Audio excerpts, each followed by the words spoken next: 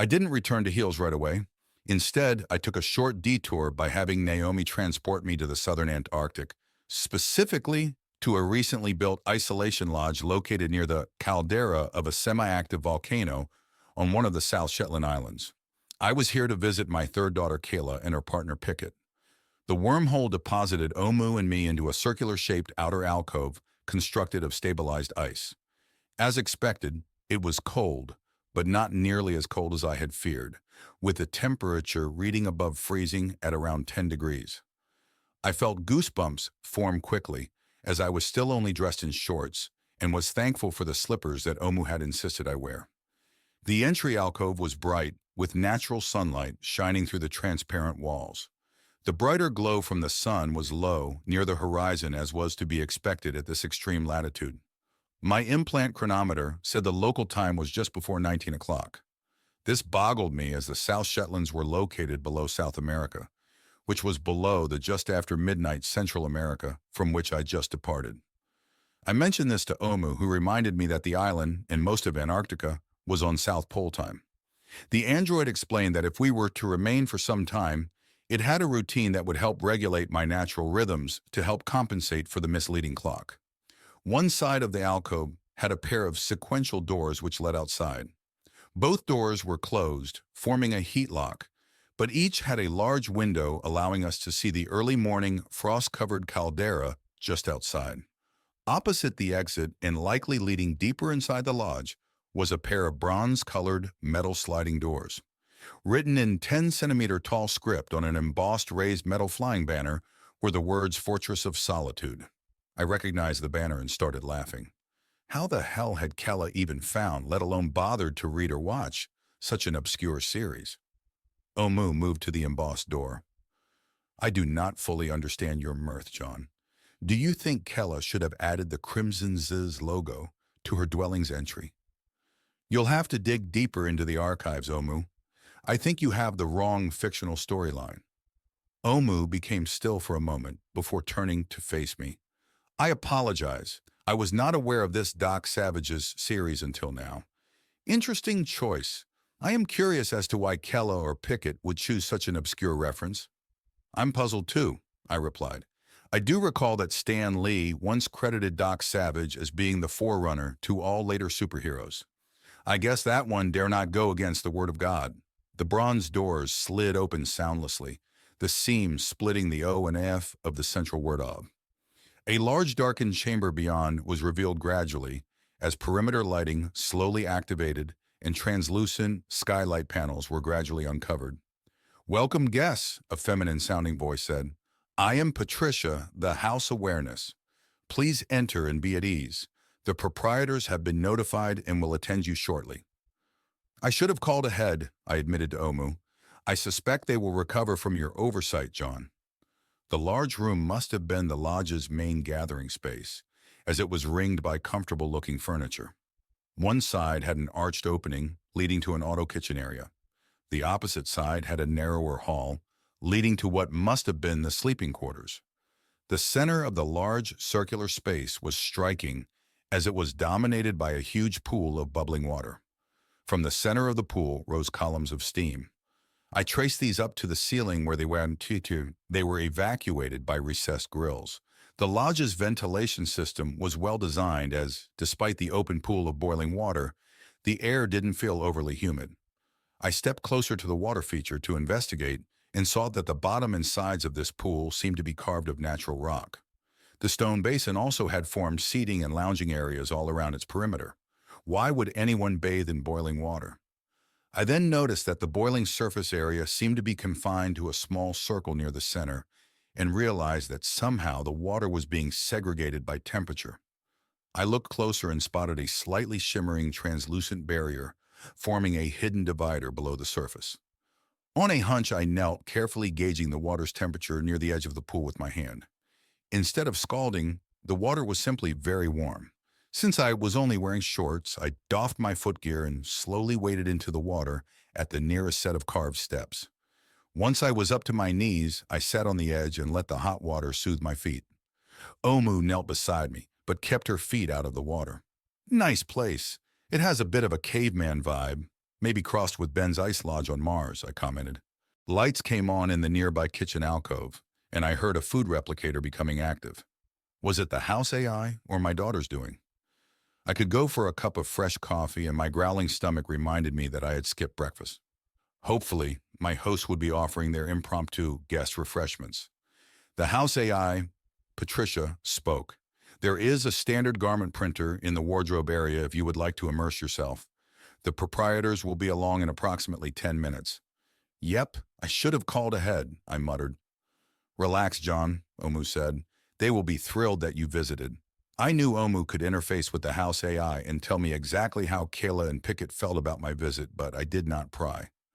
As the android had said, they would forgive me for my impulsiveness.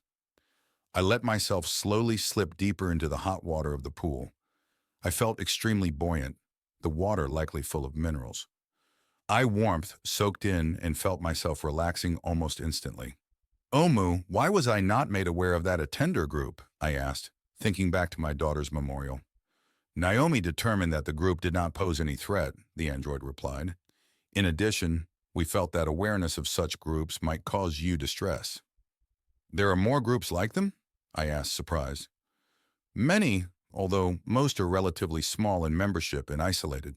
It is human nature that some will glorify or deify those with extreme authority over them.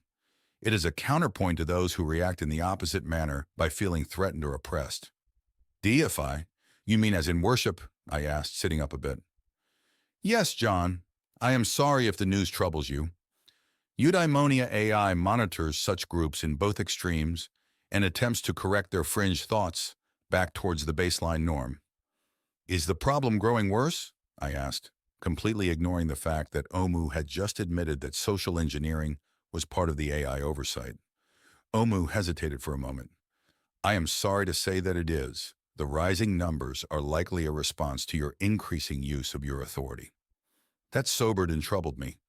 Even though I loved getting my own way, I knew enough history to remember that power always corrupts. Worse, absolute power corrupts absolutely. And I had to admit, I seemed to have almost absolute power. What was I going to do about it? Did I need to do anything about it? I sank back into the water trying to relax. Good morning, Dad, Kayla said, entering the great room. She was wearing a long robe but looked freshly showered, including having wet hair. I see you found the mineral pool. Pickett will be along shortly. We are sorry for keeping you waiting. Good morning, my lovely daughter, I replied. I'm sorry for arriving unannounced. Did I wake you? No, Father. We were actually in the process of going to bed, Kayla replied. You caught us in the shower, actually. Her slight blush and the fact that full water showers were used rarely simply for cleansing these days meant that I'd likely interrupted a tryst. I'm making myself hot chocolate. Would you care for a cup, or perhaps something else? She asked as a mobile unit sprang to life in the kitchenette. Please, it's morning for me, so coffee would be wonderful. I have also instructed the auto kitchen to prepare you breakfast, John, Omu whispered to me, understanding that I'd been too bashful to ask. I'm not sure what to think, Pickett said after I'd finished explaining the last laugh and how we intended to deploy it. They had both known that I'd been working with Ux, Alec, and Hannah on some secret project for a long time. Kayla had also known that we'd recently been using her simulated reality project in ways that she had not had access to. From her reactions as my explanation wandered into the subject of the new iterations, she was clearly upset. I'd known you had kept many versions of my mind data running in your Fantasyland simulator, Pickett commented, but I never imagined that you would be sending one of those versions back to the assemblage. At least not so soon. Do you really think your simulation will be good enough to fool the assemblage AI? Kella's expression had hardened at his use of Fantasyland in describing the SRP. She was proud of the high-fidelity world which she and Dionys AI had created and maintained. We think so, I replied. Now that I've told you both, maybe Kella can fully review the warp-aware Pickett version and give us her unbiased opinion if he will pass muster. I look forward to it, Father. Also this acid rain device, Pickett continued. Surely your AIs have explained how dangerous and unconstrained, freely replicating transcendent intelligence would be. Why would you risk the destruction of all that you know? Kella responded before me. The upper threshold barrier? Yes, I replied, nodding to my daughter. Praxia and Neo-Truffles have conducted extensive estimates on the minimum computational capacity of the assemblage's active data net. They are confident that if we inject the still-evolving transcendence into the enemy's digital network at just the right moment, the added processor capacity of the Ark will force the transcendence over the threshold barrier. You're trusting your AIs to judge what's safe regarding AI sentience threshold limits? Pickett said with a doubtful expression. Why not? If there was a rampant emergence, they would be destroyed along with us, I argued. But they are not alive, Pickett hissed. Why would they care if they were destroyed? That's true, but that's why I've also had Naomi and Omu independently corroborate the data. Both of those AIs agree with the conclusions reached by the more normally constrained artificial intelligences. But he started before pausing to consider my statement further. He looked at Omu for a long moment, and slowly his expression changed. Their imposed self-preservation via their mandate to safeguard you? Yeah, I replied. Ux and I feel that their unique mandates are a good compromise towards control and self-preservation. Naomi and Omu's viewpoints thus balance the other AIs who are more traditionally constrained at the base algorithm sentience level. In the end, acid rain will be risky, but not as risky as other potential developments in the offensive. Kella spoke again. Their estimates of the assemblage computational capabilities would have been derived from the type of mind data we received during the last transmission, correct? That is correct, Kella. Very good, Omu interjected. In order to properly format such complex messages to allow transmission of viable mind data over interstellar distances, a substantial artificial intelligence must exist to compile the data. We have verified that these levels are sufficient to push the acid rain output product above the upper threshold barrier. So you're hoping acid rain merging with the assembly master AI would force it into permanently contemplating its own navel in an infinite solipsistic loop? Pickett said, nodding almost hesitantly. That may work for the main digital network on the Ark. But what about whatever's left? What if they have isolated digital intelligences or fast-response organic intelligences waiting in biosuspension as a backup? We are ready to follow up the last laugh attempt with a convention bombardment campaign, I replied. Praxia predicts that the loss of the assemblage artificial intelligence network would compromise the Ark's defensive abilities enough so that our warheads could get through unopposed. I understand there could be a window of vulnerability, Pickett replied. But what good is a quick victory against a distant enemy when your own solar system might be overrun by the very weapon you sent off to use against them? We've taken precautions, I answered simply. Pickett frowned but did not dig for details, sparing me from having to deny his questions. So why are you here tonight unannounced and revealing all this to us? Kella asked. Leave it to Ux's daughter to get to the gist of the issue. I sighed before answering. I have to decide if and when we abandon, or postpone at least, the current offensive, and instead try the deception attack using the last laugh. Your mother thinks we should wait, but all of my instincts are telling me that we should strike with the deception ship and acid rain as soon as possible. Killa tilted her head slightly in consideration. I kept silent, letting her think. Finally she spoke. You did suffer far more than Mother, back when the Master AI destroyed the old world. Do you think your partially suppressed angst may be the root of your current dilemma? That's probably a big part of it, I admitted before turning to look at Pickett. But I think there is more. Don't look at me, he replied defensively. Your aces have turned my mind and memories inside out, searching for any secrets. They are confident nothing is hidden even below my awareness level. I caught something in his expression and sat back with my arms crossed. Kella looked at me and then back at Pickett, curious at our byplay. Finally, she looked at me. He's hiding something, I simply stated. But how? Kella asked, confused. Like he said, the AIs have analyzed every bit of data about him. She then turned and stared at Pickett. Pickett frowned at her scrutiny. Finally, he seemed to wilt just a little. I really don't know anything, but... He paused before continuing reluctantly. I have always had this feeling. It's hard to describe. What kind of feeling? Kella probed. He paused to think before continuing. It is like I feel confident. an unexplainable sense that the assemblage will somehow prevail despite the new technologies that humans have developed to use against it. What about right now? I asked gently. Factor in what I have just told you about my acid rain plan. I'm anxious, he admitted with a frown. More anxious than I was before you arrived. I'm anxious too, Kella exclaimed. What father is contemplating will risk us all? Pickett continued to frown. He finally turned to his lover. Yes, but I no longer feel as great a sense of confidence that the assemblage will somehow prevail. Like I said, it's difficult to explain. Kella looked troubled, maybe now feeling some doubt about the memory scans or her trust in her partner. Stirring things up like that had not been my intention in coming here. I stood quickly. Let's go, Omu. I then moved over to where Kayla was sitting and motioned her to stand. I'll have to seek my answers elsewhere. Omu and I will get out of your hair so you two can go to bed, I whispered, giving her a long hug. Thank you. This has helped. I'll let you know what I decide before I do anything. Pickett stood and I shook his hand. His expression was haunted? Was it because of what I had revealed, or was it something from his suppressed emotions? I felt my resolve harden. Corencia's wormhole formed over near the hot spring mineral water pool. When the transport cylinder had fully emerged, I motioned Omu to go on ahead. The android remained silent, but waved goodbye to Kayla and Pickett. By the way, I love your lodge.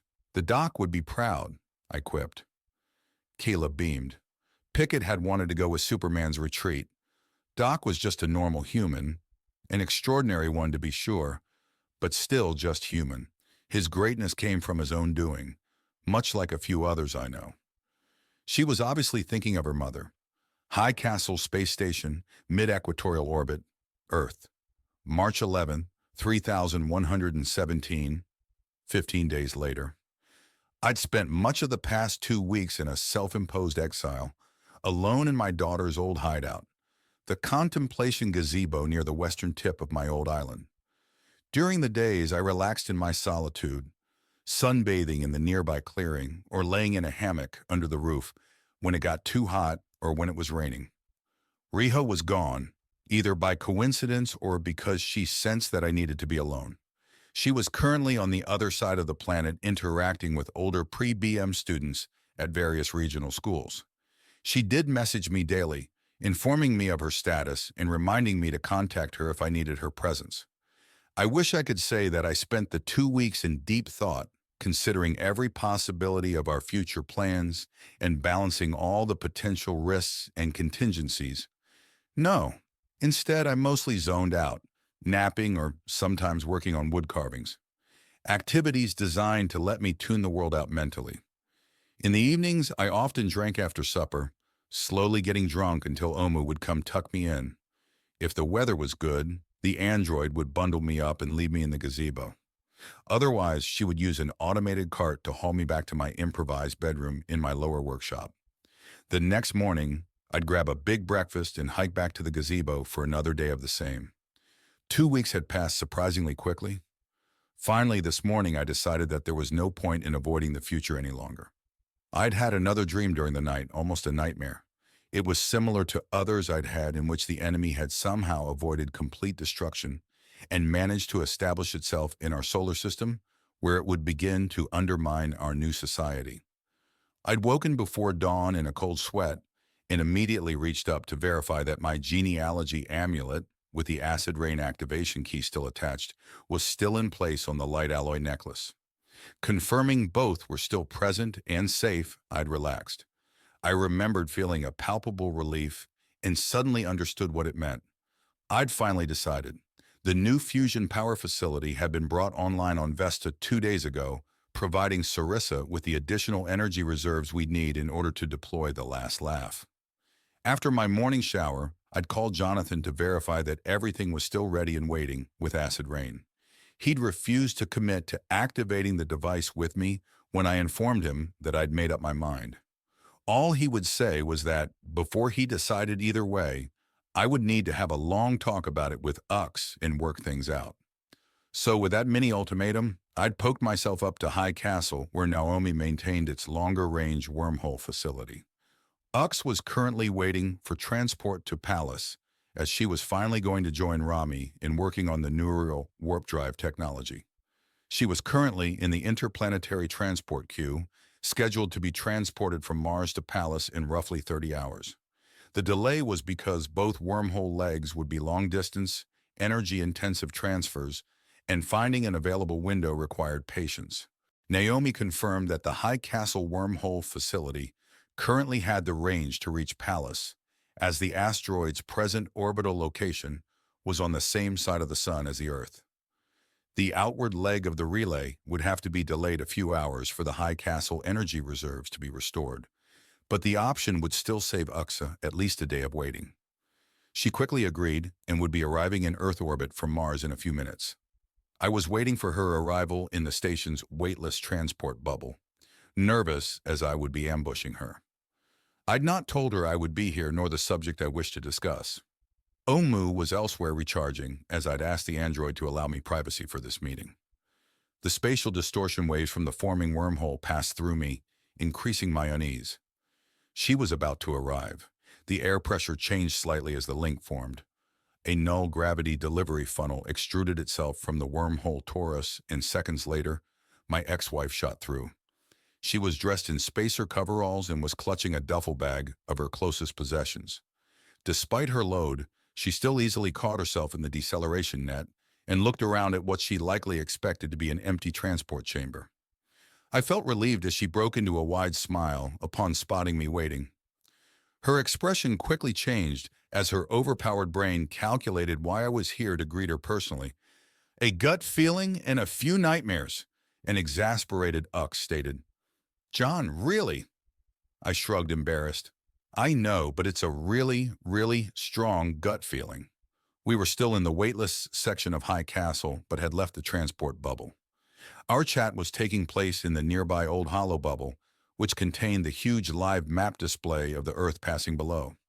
Naomi had created this space for us back when Ux and I had first come to High Castle.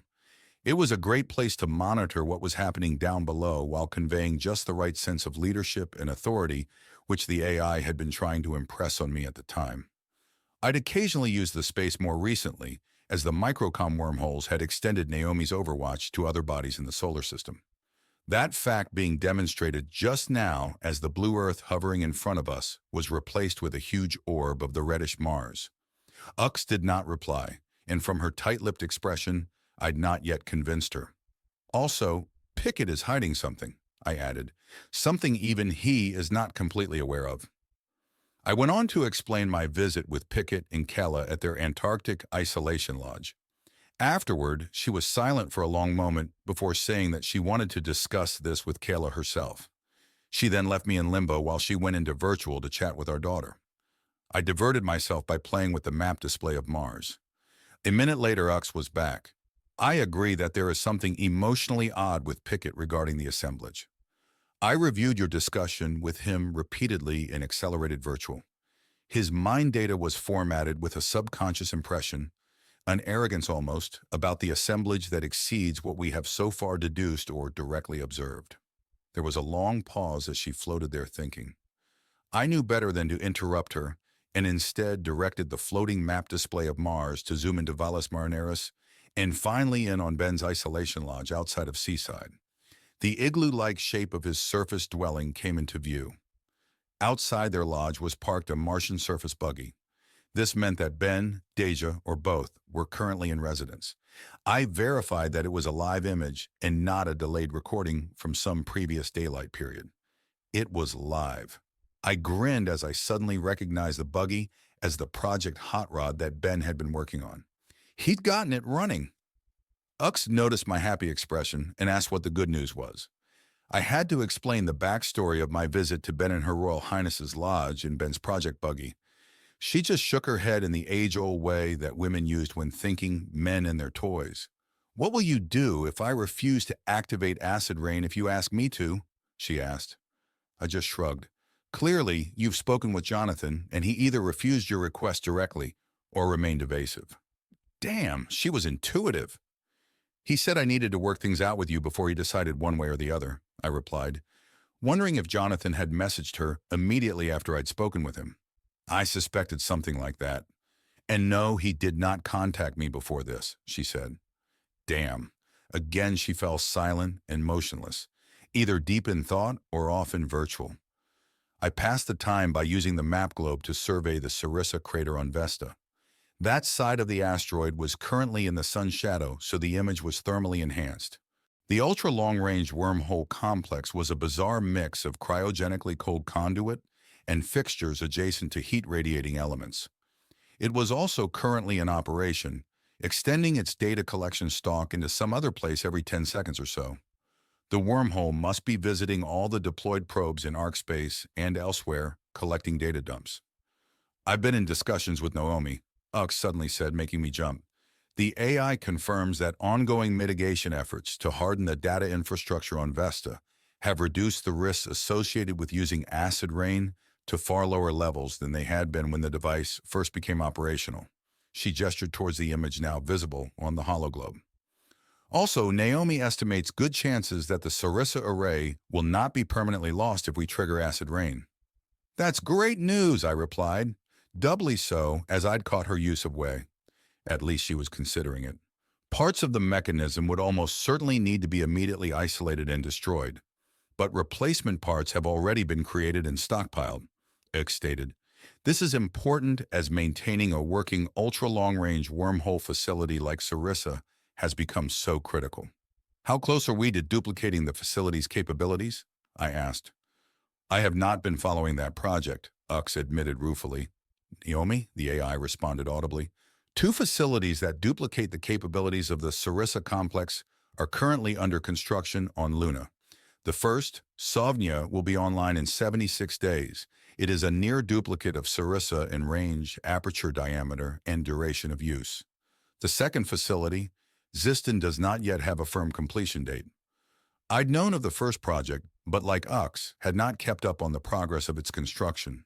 The other wormhole project, Ziston, I was unaware of. I asked Naomi for more details. Ziston is an experimental project being developed by Neotruffles, Gymnasium, and Stellux, Naomi explained. If successful, it will offer an increased range of nearly 20 light-years, over twice that of Sarissa or Sovnia. It will also feature a variable portal diameter with a larger aperture of 1 meter being available for ranges below 10 light-years. Finally, it uses an advanced asymmetrical helical coil design which should reduce power usage considerably. Wow, 20 light-years, I exclaimed. Indeed, Ux added. With that range, we could send scouting probes to Ashird and Tau Ceti and establish a presence before Evadere and Sovrana arrive. The important news is that there will be a backup for Sarissa in 2.5 months, I stated. Even if acid rain somehow manages to permanently shut down Sarissa, we'll soon have an operational replacement. Ux just looked at me for a long moment. I felt myself growing uncomfortable as her gaze lingered. John, what will you do if neither Jonathan nor I agree to activate acid rain if you request? She asked carefully. Well, shit, Ux, I quipped. Here I was hoping that the 2 of you would agree to do so without my involvement and spare me having to worry about it any longer. My evasive attempt at a joke did not dissuade her from continuing to wait silently for my answer. Shit! I suppose I would have to wait, I finally answered seriously. She still waited, studying me. Have I gotten that bad? I asked. What do you mean? Ux asked, looking sincerely puzzled. I was asking if you think I've become corrupt, I said softly. You know, from having absolute power and all that. What the hell, John? If anyone has started turning themselves into a monster, that would be me, she exclaimed. We've already discussed that. You've altered yourself for the betterment of mankind, and you still look beautiful. If a bit exotic. But exotic is good, right? She laughed, but it was a hollow laugh. Ux, with your augments, have you tried to impose your will on those who are now mentally inferior? I asked. I don't think so, she admitted. Exactly, but unlike you, I fear that power had begun to corrupt me. What do you mean?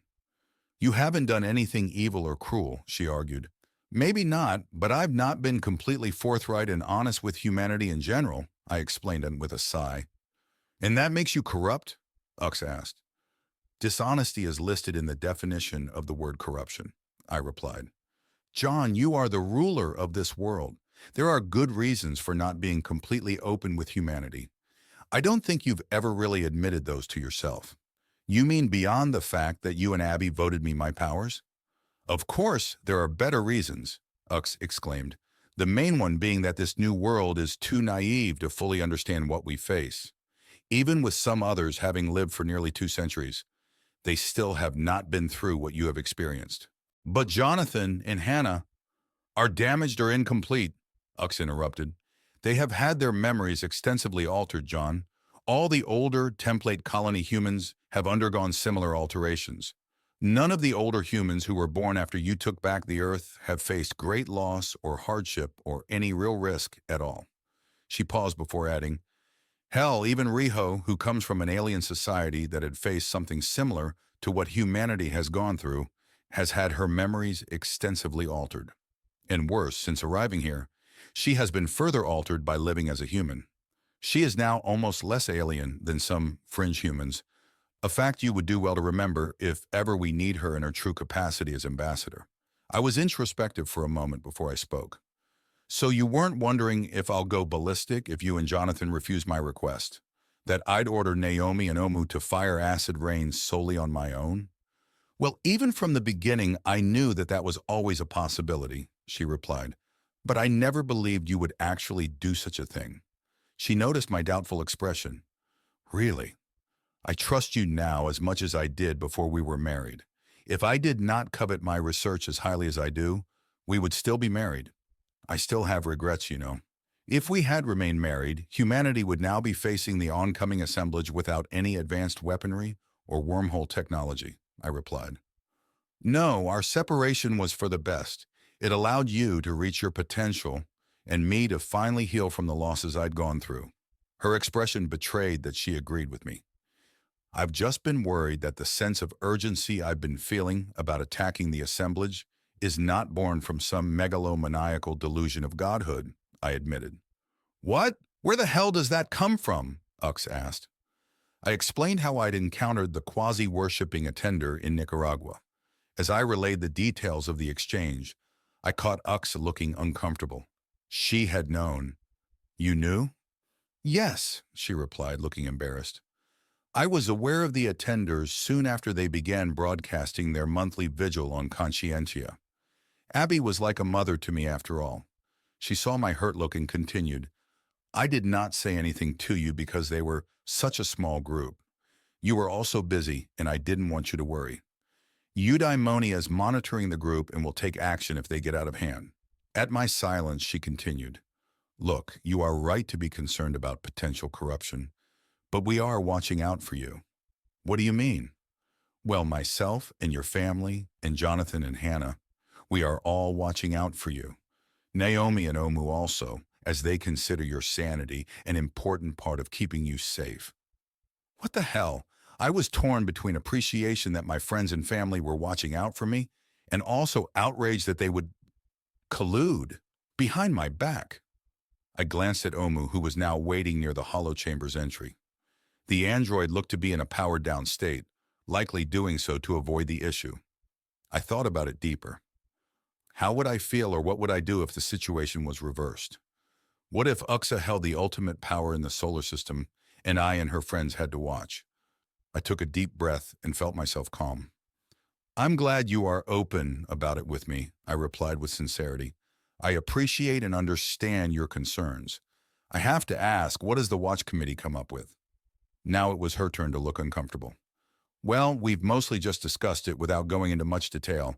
The AIs say that they will warn us before anything proceeds too far.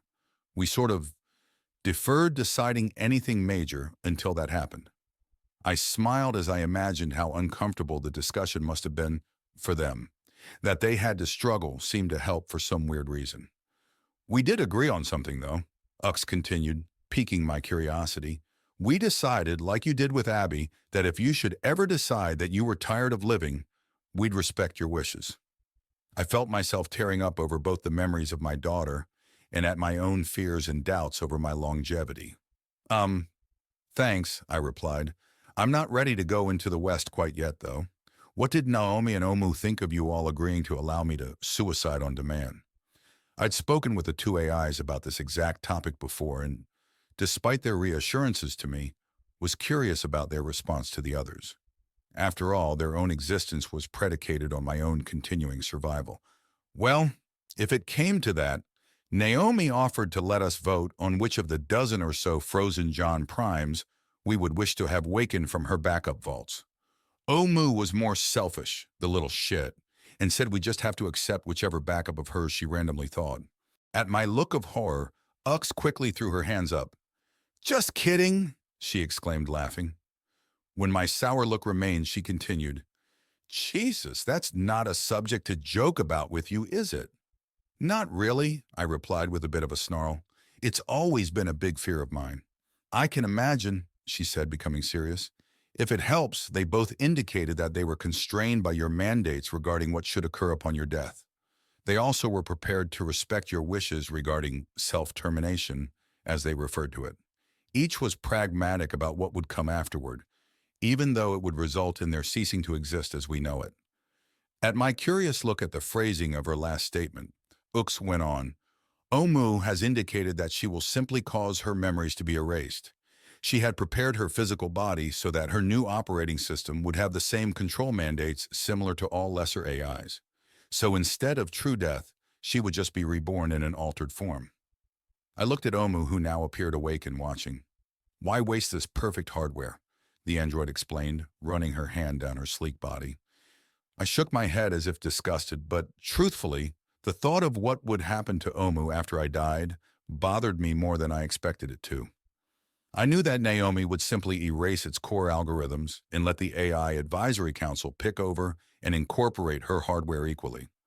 I guess I had never thought of what the more independent Omu would do. I guess my worry came from having shared so much of my life with my longest companion.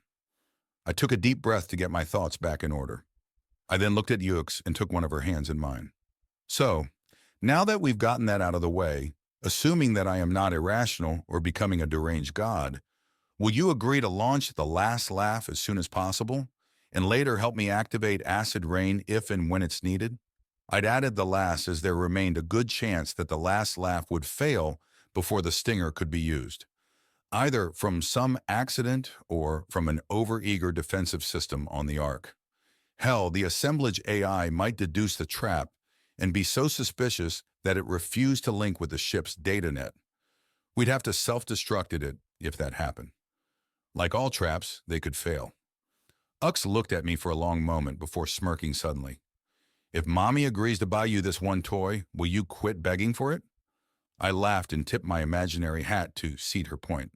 "Naomi," she said vocally, "begin prepping Phobos for launching the last laugh and begin evacuating and firewalling the vulnerable areas of Vesta."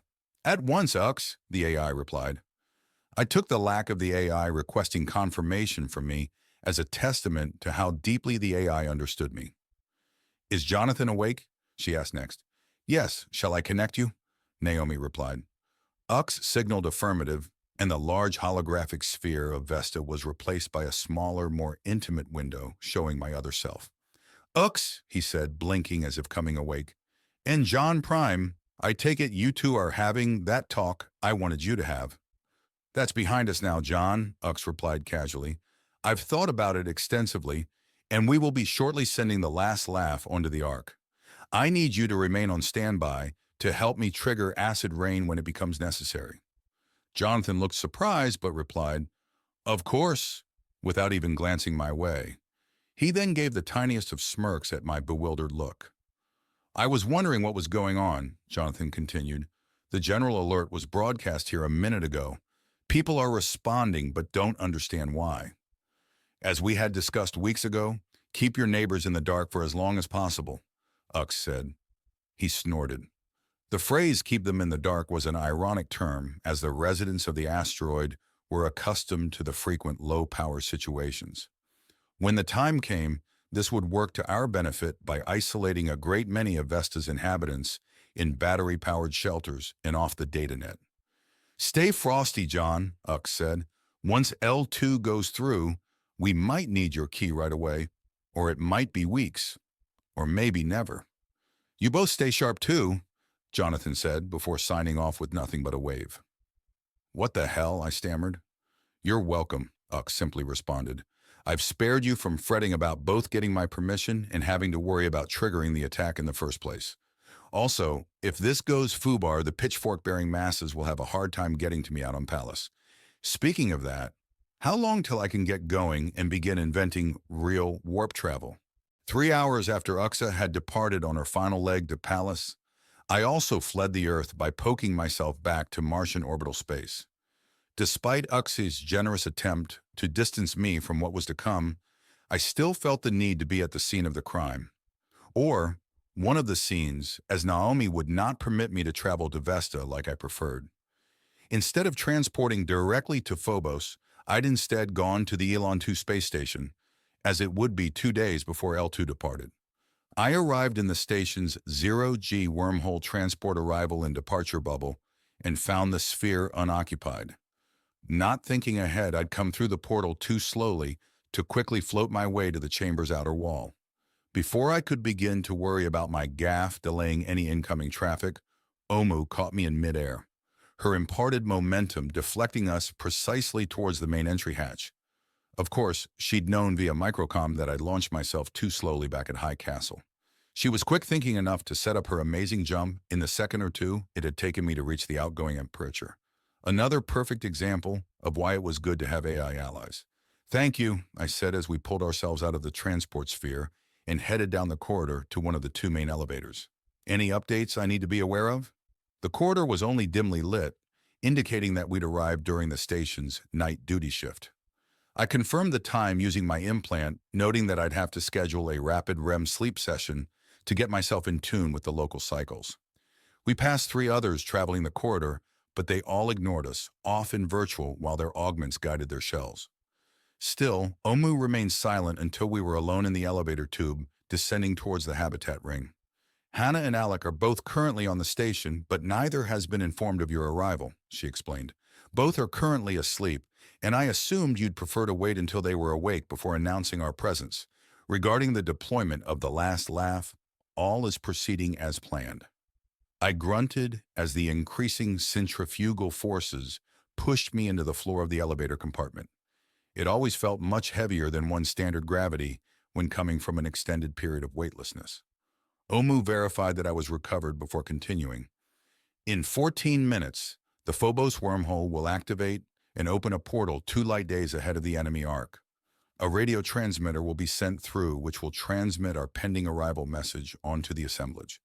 That message will arrive at the arc 41.5837 hours later, roughly 6.5 hours before the arrival of the last laugh. We plan to send the deception ship to the arc in 2 days, but before we did so, we were going to use the Phobos wormhole to send them a warning message that we were coming. Not only was it polite, but it might keep our fake warp ship from being blown to smithereens the moment it arrived. The elevator slowed as it approached the habitat ring level.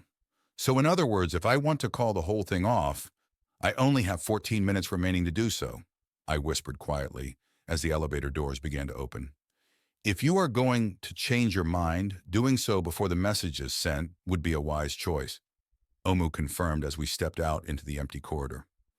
The android had spoken with a normal voice, and I realized that she had known there would be no eavesdroppers because of her access to the station's personnel tracker. Despite the privacy, I remained silent as we proceeded to my apartment. As we passed the hatch to Hannah's quarters, I had a sudden thought and paused. Do you think Hannah would be upset when she finds out we left her to sleep through the sending of the radio message? I suspect not, John, Omu replied after considering a moment. Upon learning of the pending deployment of the last laugh, she will undoubtedly be too excited to worry over such a minor event. In addition, all aspects of sending the radio message are being recorded. Hannah and Alec, for that matter, are free to relive the event if they wish. Omu spoke sense, so we continued on to my apartment, where shortly after I was relaxing in the main lounge chair in front of the video wall display. The apartment seemed to have survived my 2.5-month-long absence quite nicely.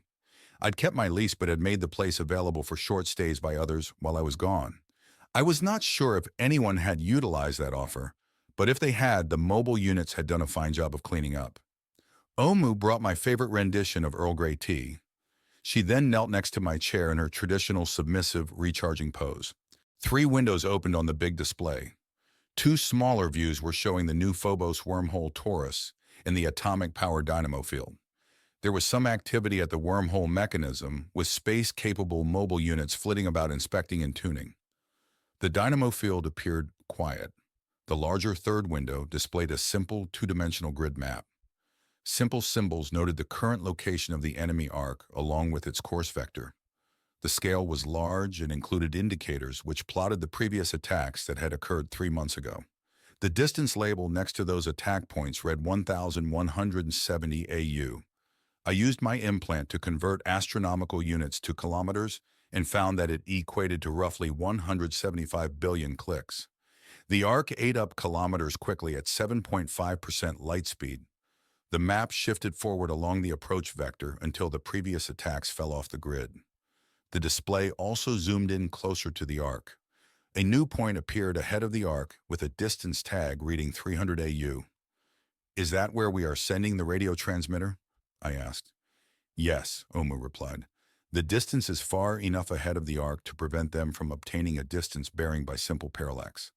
Also, the wormhole terminus we will be creating will not have the same spatial compensation velocity as the arc. Since the transmitter will be traveling much slower than the arc, the message will arrive with noticeable redshift. This will help convince the assemblage that we have a hyperdrive?" "That is correct, John." The window displaying the atomic dynamo now began showing activity as 2 of the power units began jetting atomic flame.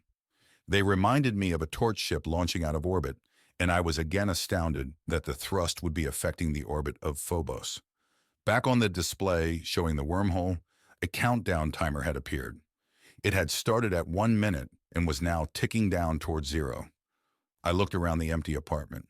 It was strange to be watching something so potentially historic without others. I guess the fact that we were attempting something so historic without notifying more than a handful of humans probably had something to do with it. "Oh, I bet those pitchforks will be sharp." "John, you still have time to call for an abort. I still calculate slightly higher chances of success and less risk in keeping with the original warhead attack plan," Naomi said via my implant. Omu had not seemed to notice the private communication. Had Naomi kept her plea and her calculations from the android? Naomi must have noticed my worried glance towards the android as the AI again spoke in my mind. "I am attempting to preserve Omu's independence regarding this matter. Its uncompromised judgments and insights may prove useful." "Interesting." The clock reached 30 seconds. Omu looked up at me. "Last chance to back out?"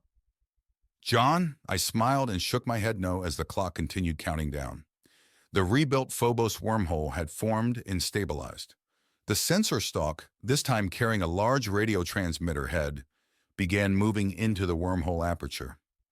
"Oh, Moo," I asked casually, "if all the AIs calculate this move to be a mistake, how come you and Naomi are letting me proceed? Won't the increased risk lower my chances of survival?" The countdown passed below 10 seconds. "Yes, John. The risk will be higher," Omu finally replied, "but we can now compensate. Wormhole technology now permits you to flee the solar system at such a pace that the assemblage will be unable to pursue, at least with their current technology." The timer hit 0. On the view screen, we watched the radio transmitter unit finish penetrating the active portal and detach from the sensor stalk. It was now floating freely in interstellar space, 2 light days in front of the enemy arc. The view switched to the point of view from the sensor head, and we watched the deployed radio transmitter probe unfolding its large dish antenna. Soon after, a digital energy trace appeared on the bottom of the display, indicating that the probe was transmitting. "We are now transmitting our pending arrival message towards the assemblage arc," Omu stated. "Over the next hour, the transmitter probe will repeat the message 5 times before its power is depleted and it self-destructs. 41 hours from now, the light-speed traveling radio message will arrive at the enemy arc." The display switched back to the Phobos crater view as the sensor was retracted and the active wormhole terminated. On the map image, the indicator for our transmitter was now a flashing dot. Over the following hours, this would change to a slowly moving arc as the light-speed message pulse propagated across the 300 astronomical unit distance to the enemy. The message that the radio pulse contained was simple. Hello, I am your agent from Earth. I am coming and will arrive in 2 Earth days bearing great technological gifts. Don't shoot! 2 days later, I was sitting in my command cradle in the microgravity environment of the Phobos control room. This time, for this slightly more historic event, I wasn't alone. Alec and Hannah were here with me physically in our commandeered control room. We were the only humans present, as both duty shift teams of regular scientists and technicians had been given convenient simultaneous leaves. A slightly larger group consisting of Uxa, Rami, Jonathan, Beatrice, and Adele were also attending today's festivities, but were tuning in remotely via the microholcom network. All of us, either here or elsewhere, were currently focused on the counting down timer, waiting eagerly for the grandest, as measured by the most overall mass, sent the farthest and with the greatest spatial acceleration, wormhole deployment since the original Stern attack 3 months ago. The control room vibrated with both real and emotional energy. The real vibrations coming from the distant, fully active atomic dynamo field. All 14 fission engines were currently operating at maximum. The vibrations from the megatons of imparted thrust forming constant microquakes as they reverberated through the loose strata of the moonlet. The emotional energy came from the anxiety we were all feeling. Anxiety over the risk we were taking and also over the potential consequences should disaster be the result. Even the AIs were responding strangely, though this was likely due to the heavy workload we had placed on them trying to orchestrate the critically timed action here on Phobos, off on distant Vesta, and soon enough in deep interstellar assemblage space. The display screen showing the forest of atomic fire had been heavily filtered, but still projected a harsh glare across the control room. The adjacent display window was showing the Phobos wormhole Taurus operating at its maximum energy levels. Colors were bursting all across the gantry, and coils from excess energy discharges and emergency coolant venting. The main wormhole coil itself was blurred from the strange visible artifacts of the increasing gravimetric distortions. The action peaked as the spatial compensation ring coils were energized to maximum, beginning to force open a spatial rift between the distant terminus somewhere in interstellar space with the aperture only a few kilometers away. Suspended above the newly formed portal on a fragile-looking launching gantry was the long and huge bulk of the last laugh. The site of our deception ship was almost cartoonish, as it was currently mounted, pointing downward towards the moon's surface instead of up and into space. The crazy orientation was because of the required wormhole alignment vectors with the distant arc. Making matters worse was that the mount supporting the silver pseudo-starship was slowing moving, turning and twisting, having to compensate for the unending rotational motion of Phobos as it orbited Mars.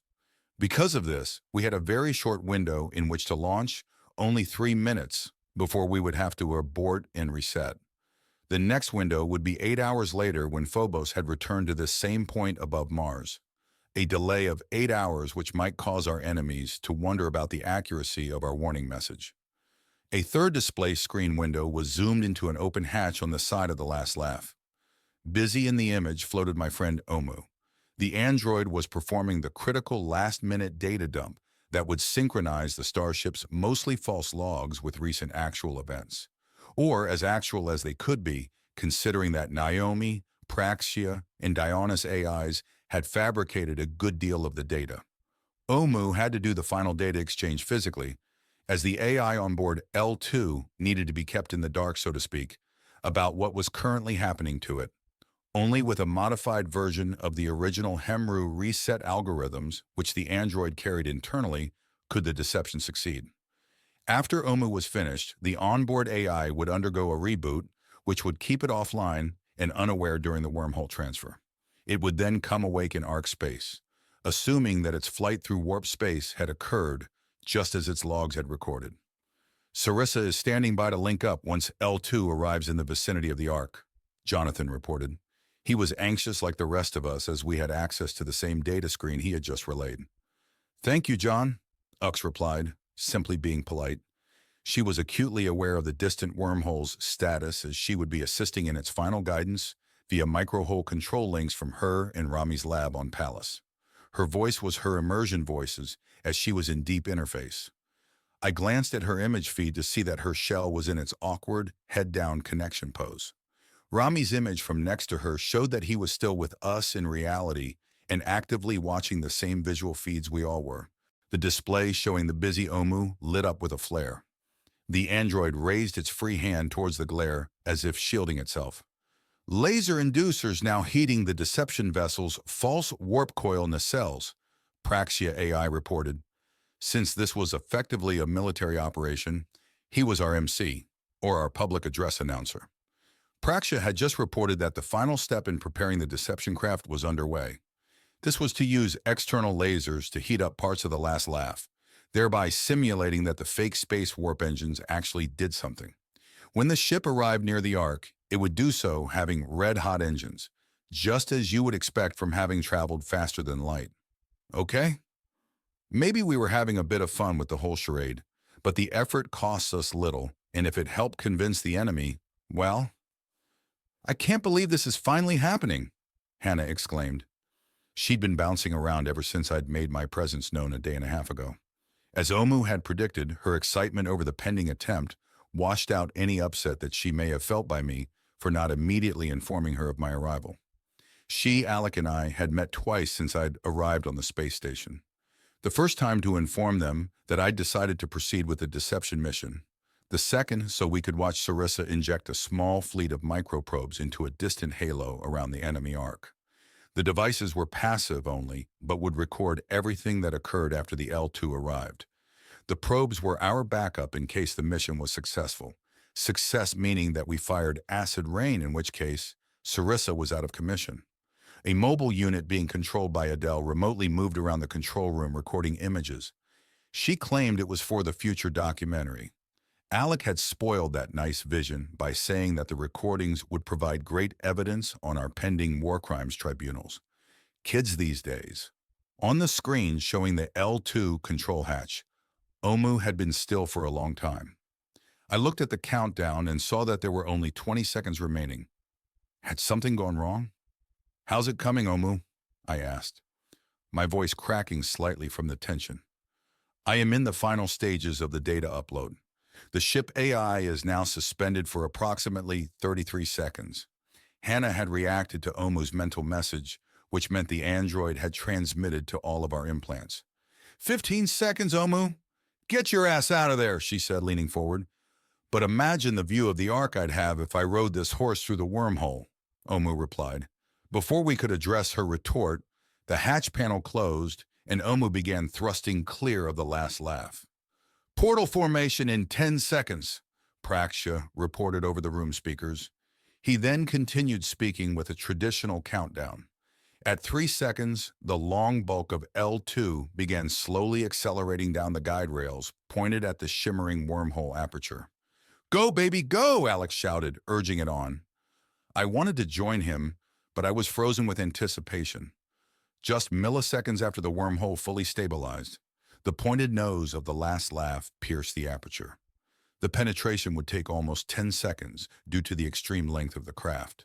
A new window opened which presented a view from the last laugh's onboard sensors. It was showing the Ark side of the wormhole. The view quickly panned around until a tiny pinprick of light, which was the enemy Ark, appeared. Portal transfer continuing. The last laugh will be completely through in 4 seconds. Onboard AI will complete its reboot cycle in 12 seconds. Initial Sarissa link forming now, Praxia reported. Now began the most challenging and risky part of the whole attempt. Ux needed to get the Sarissa microhole open and stable inside the void space of the last laugh's nearly empty forward fuel tank. Doing so in mere seconds from over 8 light-years away was about as complex as anything Ux had thus far attempted. If we missed or failed, we could damage L2 and blow the whole deception. This was also Ux's moment to shine. She was linked to both the Phobos AI controller and Neo Truffles AI, who oversaw Sarissa via a web of micro-hole comm links. I watched her still form with more than a little concern. Forming, scanning, relocating, came her immersion voice at an almost shriek. Forming, scanning, 100. Relocate, forming, scanning, twin. Relocate, 2 meters. Adjusting, centering, scanning, stabilizing, fix, she repeated, her shell speaking so quickly that it was almost one constant screech of noise. The image feed from L2 cut off a moment later as the Phobos wormhole was shut down. The timer showing time remaining until the ship's AI reboot was complete still had 1.5 seconds remaining. We had done it. We managed to establish the Sarissa micro wormhole near enough to the last laugh so that it could be quickly repositioned to be inside the vessel's empty fuel tank. We'd also done so before the onboard AI had woken up and noticed, and also hopefully before the enemy had witnessed the small wormhole and its adjustments. If it had, we'd hoped the strange spatial distortions from Sarissa wormhole would be attributed to something related to the warp drive which had brought the ship to its location. "You did it, Mom!" Alec exclaimed. Praxia began rapidly relaying more information. Data interface between the Sarissa microhull comm link has now been established. Clandestine read-only access to the internal datanet of the last laugh and also to the external sensor feeds has been established. The onboard partial presence has regained full control of the deception ship. It is now transmitting assemblage-patterned identification friend or foe signals towards the enemy arc. "Now we just need the assemblage AI to fall for it," I muttered, finally pulling myself together enough to speak. "Incoming signal detected," Praxia announced. We all leaned forward, anticipating more information. "Handshake protocols established," Praxia finally announced. "The last laugh is now receiving instructions from the assemblage AI directing it to not move or take any actions on its own." "Pushy bastard," Alec muttered. "So far so good," Hannah said. "At least they didn't shoot instantly." Praxia continued reporting, "Assemblage AI has ordered the last laugh to transmit its logs, including all stored data. The last laugh is responding by sending the logs and any unencrypted data. The fabricated warp technology data remains fully encrypted and isolated." "Come and get it," Alex said. Activity on the palace feed caught my eye. A mobile unit was moving quickly around Uxa's shell. It looked like she was undergoing an emergency withdrawal from deep interface. In the next window, a panicked-looking Rami sprang into action, pulling himself out of the coverage of his imagery feed and into Uxa's feed. "Uxe, honey, what's wrong?" Rami said worriedly. "Mom," Alec exclaimed, also noticing the action. "Neo Truffle's AI has suffered a critical fault and is undergoing an emergency reboot." Praxia interrupted. "Until the reboot is complete, Stellux AI is acting as an emergency backup and is holding the Sarissa wormhole stable inside the deception vessel." I missed most of that, as I was too worried about what was happening with my ex-wife. I finally caught up with the AI's report. Neo Truffles had shut down.